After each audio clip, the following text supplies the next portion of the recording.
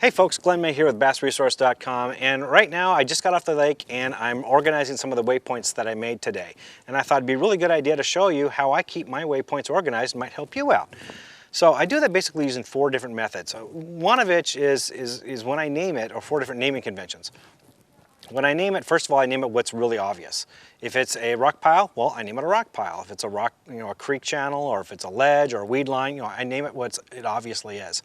But before I do that, I precede it with the number of the month that I found it in. So if it's in May, it'll be 5-rock pile, for example.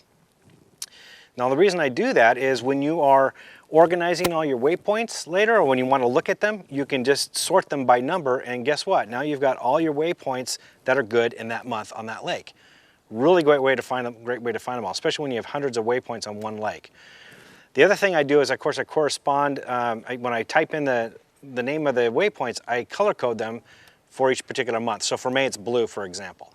Now when I'm looking on the map, I see all the blue waypoints. I know those are the ones I need to target if it's, for example, the month of May, right? It makes it a lot easier to find those in a sea of waypoints. Believe me, I got a couple of lakes where I have over 1,000 waypoints each, and this makes it a lot easier to find them.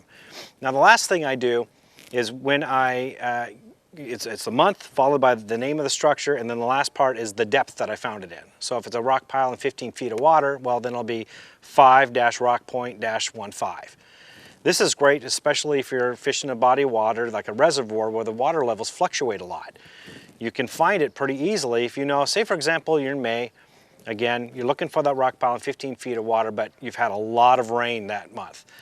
The reservoir is 10 feet higher than it normally is. Well, now I know that spot's going to be in 25 feet.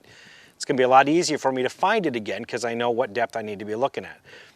Another reason it's really good to label what depth it's at is, I see this happen a lot. I go fishing with a lot of folks and they'll motor up to a waypoint, they'll shut off the engine, they'll drop the trolling motor, they'll start looking for it only to realize they are dozens and dozens of yards away, if not more than 100 yards away from their waypoint. Now, how did that happen?